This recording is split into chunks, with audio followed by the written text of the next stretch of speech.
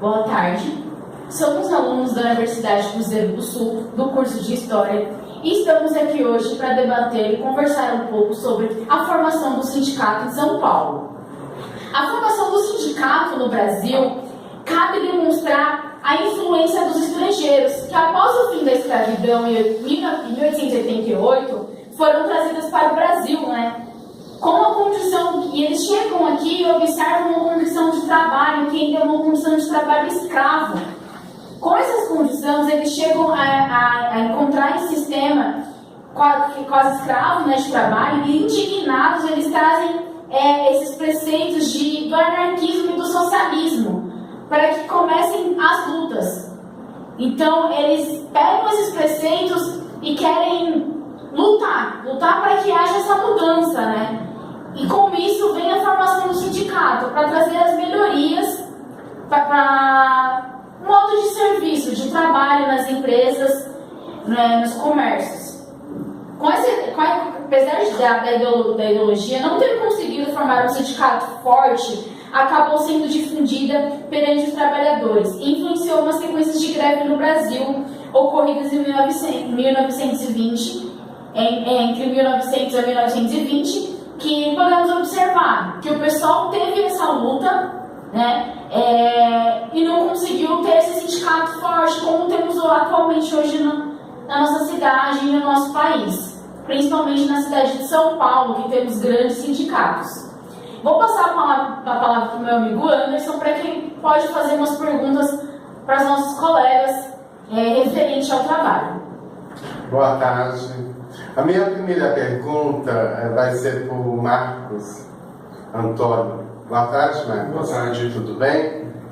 Eu gostaria de saber qual foi a formação dos movimentos do sindicalista ou do movimentos operário no estado de São Paulo. Bom, primeiramente em 1824, aqui no Brasil, houve a Constituição Imperial que aboliu as corporações de ofício e houve, ao mesmo tempo, a proclamação da liberdade de trabalho, fazendo com que o trabalhador tivesse o direito de associação, o que posteriormente resultaria nas organizações sindicais. Mesmo que na época do Império, o desenvolvimento industrial no Brasil não fosse grande a ponto de um desenvolvimento de um sindicalismo, já eram expressivas algumas organizações, como por exemplo a Liga Operária em 1870 e a União Operária em 1880, que tinham como principal finalidade reunir e defender os trabalhadores que a compunham. Com a promulgação do decreto de número 1637, em janeiro de 1907, facultou-se a todas as classes trabalhadoras a formação de sindicatos, inclusive para os profissionais liberais. A edição desse decreto estimulou a criação e surgimento de vários sindicatos, sob diversas designações, todas com frágil poder de pressão. Isso porque foram muitas dificuldades enfrentadas pelos primeiros líderes dos sindicatos. Eles tiveram também grandes opressões tanto do governo quanto dos empregados, que não queriam a existência desses movimentos, e penalizavam aqueles que corajosamente insistiam pela constituição desses sindicatos. Em 1930, o governo federal criou o Ministério do Trabalho e em 1931 ele regulamenta por decreto a sindicalização das classes, tanto patronais quanto operárias. Criou as juntas de conciliação e julgamento, e com promulgação da Constituição do Estado Novo, ele faz a unicidade sindical. Continuando com as nossas perguntas, eu gostaria de perguntar para o José Luiz, um pouco como o Marcos Antônio comentou, eu acho que teve uma relação extraordinária no ano de 1917. Eu gostaria que você fizesse um rápido resumo para nós como eles sairão, os trabalhadores sairão nessa ocasião? Boa tarde, Jantes. Boa tarde a todos. De fato, você usou uma palavra muito bem exposta, um ano extraordinário de 1917, né? O ano de 1997 ele tem um movimento grevista muito bem elaborado. Ao total, em todo o Brasil, nós tivemos em torno de quase 100 mil trabalhadores em greve. Isso é, de fato, muito gratificante para a nossa classe, né, de trabalhadores, né, porque somos que convivemos só o dia a dia com os nossos trabalhos. Mas, como sempre, não podemos dizer da forte opressão, que foi uma opressão que teve uma repressão por parte do governo, tendo até troca de tiro, literalmente, não é falando por baixos, por modos de incrementar, não, houve troca de tiro, houve resistência sim, a polícia dando tiro, o trabalhador dando tiro, tocando bomba, coquetel molotov, tudo isso daí. Onde começou tudo isso, né? Nós podemos citar um bairro de importância até hoje, que é onde? A Moca, né? A Moca, que tinha uma concentração enorme de trabalhadores, né? Ali tinham algumas empresas têxteis, né, que estavam se implantando no estado de São Paulo, e ali tinha uma concentração de trabalhadores imensa, né? Mas o que motivou esses trabalhadores a enfrentarem os seus patrões, os seus modos? Foi o quê? A carga horária, foi a expansão, que eu acredito que nenhum de nós aqui queremos trabalhar 17 horas diárias, impostas. Hoje nós temos alguns aplicativos que a rapaziada até trabalha, mas isso é por conta própria, não imposta. Isso não é imposta. E teve muitas umas reuniões que eles faziam, né? Que era o quê? Na Liga Operária também, que se concentrava ali na Moca. Eles faziam suas reuniões, faziam indicações, faziam os seus pretextos, né? Para que possam colocar em pauta para os trabalhadores e para conversar, tentar fazer um acordo com os seus empregadores, né? E, como sempre, os empregadores, eles ameaçavam, eles queriam que a produção, eles não estavam interessados no bem-estar social, eles estavam interessados na sua produção. Então ele ameaçou, mas aí é onde eles se enganaram, quando eles acharam que ia reprimir dessa maneira e acabar com o movimento, aí que ele se fortaleceu, ele continuou e foi crescendo através de outras cidades, outros municípios, outros estados, Recife, ele sabe, em Pernambuco, Rio Grande do Sul teve, Rio de Janeiro também teve um alto índice de paralisação, né? E eles também reivindicavam um alto custo de vida, que estava notório naquela situação, era agravante, eles não tinham condições de suprir as suas necessidades básicas, pelo valor alto que custava a vida, era muito desumano até falar dessas relações de vida naquela época, né? E esse movimento também, ele se deu pelo fato de estar ocorrendo a Revolução Russa de 1917, os senhores sabem ali, os bolcheviques subiram ao poder e implantaram ali o socialismo, né? E essas histórias, elas correram pelo mundo, através de panfletos que vinham do exterior em navios, né? Hoje, como nós temos o poder da informação com a internet, naquela época era tardia, mas ela funcionava também. Ela chegou através desses imigrantes até o Brasil e com algumas ideias socialistas, anarquistas, os nossos mais informados, os trabalhadores, eles aderiram a essas ideias que foram trazidas de fora, né? Também não podemos esquecer o que dos grupos de bairro, que teve forte influência. Eles faziam as suas reuniões dentro das suas casas, né, cozinhas, inclusive em salas, ou até mesmo em garagens fechadas, que não podiam ficar expostas, né, porque poderia ser até vilipendiados. De repente se passa uma guarnição até ali e vê que eles estavam fazendo reuniões em relações ao trabalho, em relações à liga operária que existia, poderia ser reprimidos também, né? E Outro papel fundamental, que não podemos esquecer nunca, é a participação das mulheres nesses movimentos. Quando elas aderem, elas são trabalhadoras, são mães de famílias, elas tomam conta da casa, são militantes, esposas, elas colaboram também com o cumprimento da renda familiar. Então, há uma certa valorização da mulher nesse trajeto aí, nessa luta, né? Agora, uma coisa que muitos reproduzem, que de fato não é verdade, é a participação da greve em relação à fome, que alguns falam que ela teve uma forte influência. Não é bem assim que funciona, né? Com melhorias dos trabalhadores, pelos seus direitos, entendeu? Melhores salários, menor carga horária, entendeu?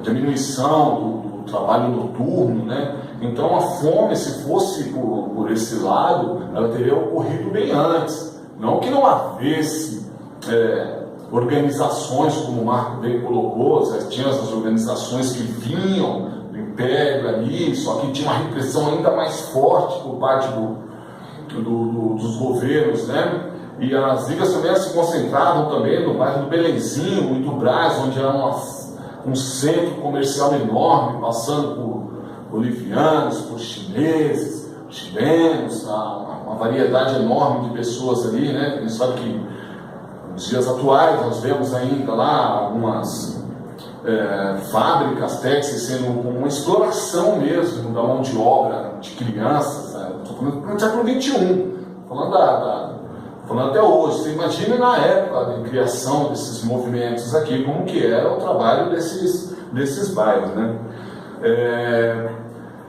Também houve uma repressão forte, e houve um assassinato de um sapateiro chamado José Jimenez. E a partir desse assassinato, que teve 10 mil pessoas no seu cortejo, no seu fúnebre, na sua marcha, ficou exposto. Os trabalhadores estavam querendo tudo, eles estavam ali à disposição para fazer funcionar as suas reivindicações, entendeu? Não era um fato isolado, falar, não, acabou, os regimentos morreu, não, aí que se fortaleceu a partir desse assassinato, né?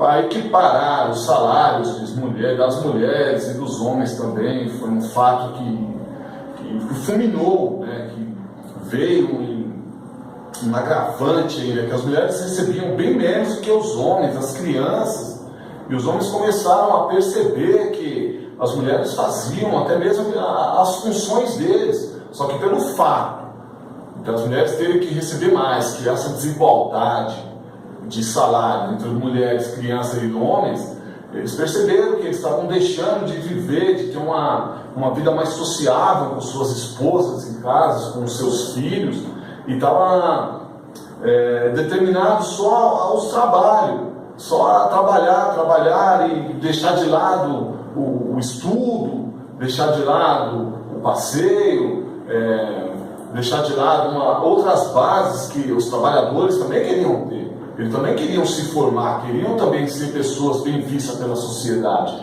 e não apenas ser explorados pelos seus patrões.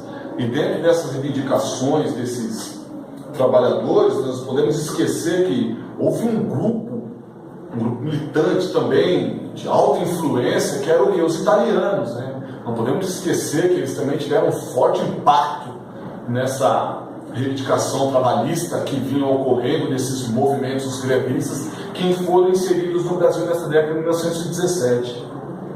Eu também pude perceber que ainda a Moca é um ponto de industrial, né? Assim, vamos colocar, ainda hoje tem essa escravidão ainda em termos assim, vamos colocar entre aspas, mas ainda tem essa exploração trabalhista ainda, né? Então eu gostaria de perguntar para o Santos, qual foi a participação dos imigrantes italianos nos movimentos? Boa tarde, Santos, tudo bem? Boa tarde a todos. Concluindo o raciocínio do Zé, e relacionado aos trabalhadores, a grande maioria deles eram italianos. A grande intensidade do movimento de organização em 1917 e 1919 em São Paulo. As famílias começam a construir uma vida em São Paulo sem pensar em voltar para a Itália.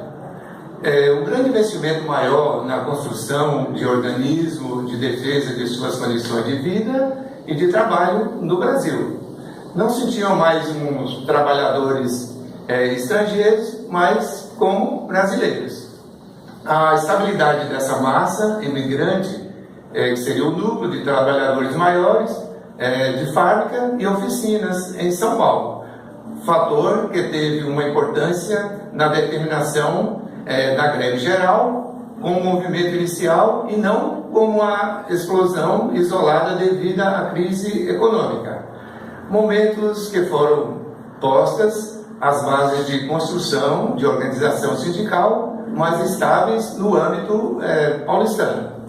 A formação das ligas operárias, o bairro, reflete essa estabilidade, a paralisação ou a diminuição dos fluxos migratórios, internos e internos, favorecer uma sociabilidade mais intensa e estável nos bairros operários que cercaram o centro da cidade.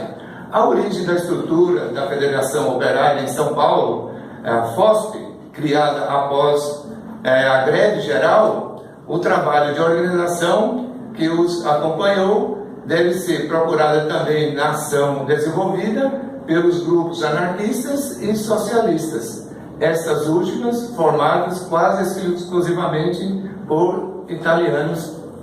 Muito obrigado. E só para ressaltar aqui antes, como eu falei da Liga da Moca, eu não posso esquecer, né, que foi a partir do Clodovil Crespi.